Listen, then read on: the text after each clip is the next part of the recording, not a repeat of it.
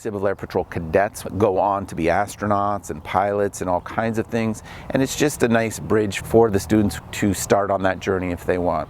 And I just want to make sure they have that opportunity available to them.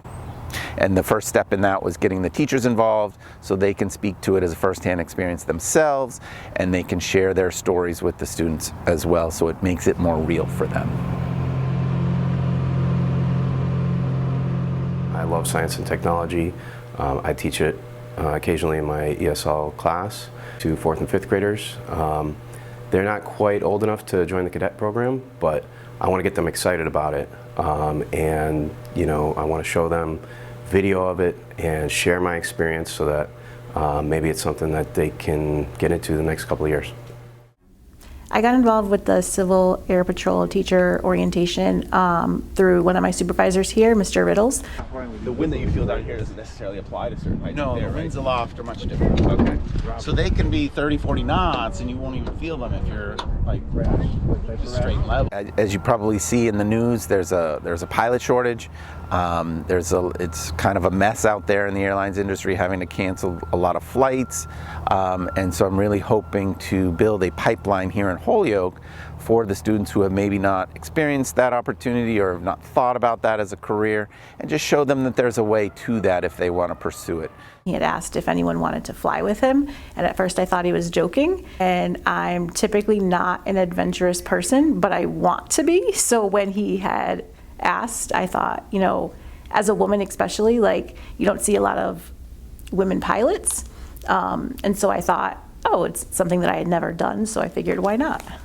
I think it's important, especially for women, to show young girls that there's opportunities out there that they may not have thought of prior to seeing the program or having teachers talk about the program. So we were able to do about 30, 40 minutes of a pre-flight inspection. And so I was taking them around the airplane, showing them the 75 different points on the checklist that we as pilots go through to make sure the aircraft is airworthy, it's fit to fly, it's safe. And so we did that together. So I had a lot of the teachers, you know, checking the fuel and oil and showing them the pitot tube and all the kinds of different things on the airplane that allows us to fly safely. And so they got to experience and do some of that work. And then after that, we actually went up in the airplane. And so we all got an opportunity to fly. And while we were flying, I would then, you know, hand over the controls to the teachers to give them a feel for what it's like flying the airplane. I think having the yoke in my hands and knowing that I was steering the plane was exciting to know that I was the one doing it. I'd always wondered how pilots, like how that worked and how they knew where they were going, and I found it all interesting. All my students are really interested in my life and all their teachers' lives, and when we're into something, they're more likely to get into it.